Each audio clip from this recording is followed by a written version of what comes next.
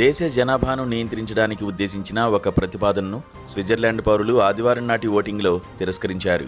2050 నాటికి స్విస్ జనాభా 10 మిలియన్లు దాటకుండా నిలువరించడంపై స్విస్ పీపుల్స్ పార్టీ ప్రోద్బలం మేరకు జరిగిన ఈ ప్రజాభిప్రాయ సేకరణలో పౌరులు అధిక సంఖ్యలో పాల్గొని ఆ ఆలోచనకు అడ్డం కొట్టారు. ప్రధానంగా వలసలను అడ్డుకునేందుకు ఈ అతిపెద్ద మితవాద పార్టీ రెఫరెండం కుట్రకు తెరలేపిందని అంటారు. ఓటింగ్ ఆరంభంలో అధిక ఓట్లు జనాభా నియంత్రణ వైపు మొగ్గు చూపినప్పటికీ పోలింగ్ ముగిసేసరికి 55% మంది ఈ ప్రతిపాదనను తిరస్కరించడంతో అంతా ఊపిరి పీల్చుకున్నారు. సంపద్వంతమైన స్విట్జర్లాండ్ ఆరోగ్యానందాల్లోనూ తొలి స్థానాల్లోనే ఉంది. అయినా అక్కడ పెరుగుతున్న జనాభా గురించి, మరి ముఖ్యంగా వలసల నియంత్రణ ఆవశ్యకత గురించి మితవాదులు నిత్యం వాదిస్తుంటారు. ఈ ప్రజాభిప్రాయ సేకరణలో స్విస్ పౌరులు సదరు ప్రతిపాదనకు సరే అని ఉంటే యూరోపియన్ యూనియన్లో జనసంఖ్య మీద హద్దు విధించిన తొలి దేశం స్విట్జర్లాండ్ అయి ఉండేది.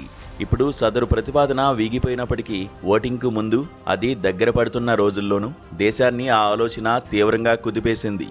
ఆర్థిక ప్రగతి, వలసల నియంత్రణ, ఈయూతో భవిష్యత్తు సంబంధాలు తదితర అంశాలపై మీడియా చర్చోపచర్చలు చేసింది.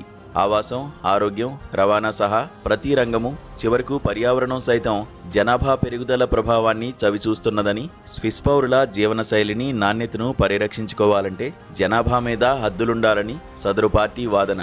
ఆ రకమైన ఆలోచనకు అవకాశమిచ్చి ఈ ప్రతిపాదనకు అంగీకరించిన పక్షంలో దేశం ఎదుగుదల నిలిచిపోయి ఆర్థికంగా దెబ్బతింటుందని, సర్వరంగాల్లోనూ కార్మికుల కొరతతో సరికొత్త సమస్యలు తలెత్తుతాయని రెఫరెండం వ్యతిరేకుల వాదన.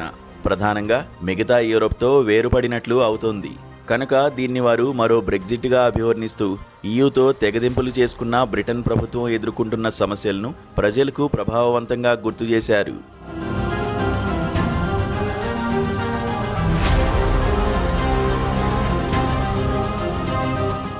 గత 2 దశాబ్దాల్లో స్విస్ జనాభా వేగంగా పెరిగింది. 25 ఏళ్ల క్రితం ఈయూతో ఒప్పందం కారణంగా సరిహద్దులు చెరిగిపోయి ప్రస్తుతం 91 లక్షల జనాభాతో 4వ వంతు విదేశీయులే ఉన్నారు.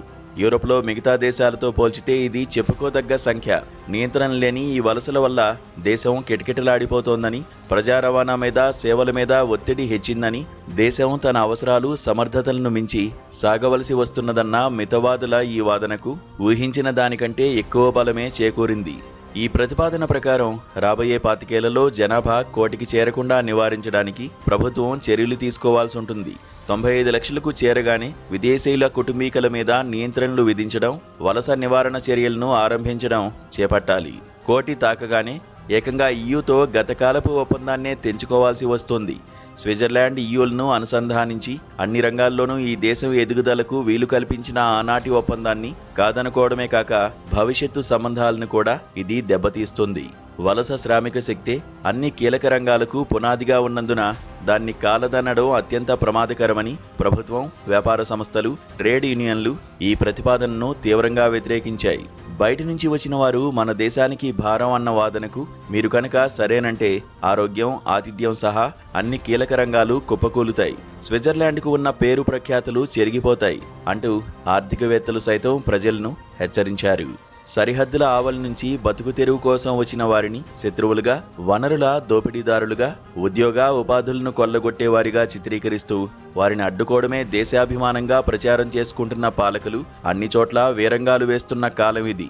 స్విస్ పౌరుల అటువంటి మాయమాటలకు లొంగకుండా తమ శ్రేయస్సు, దేశ భవిష్యత్తును దృష్టిలో పెట్టుకుని వ్యవహరించడం మెచ్చుకోదగింది.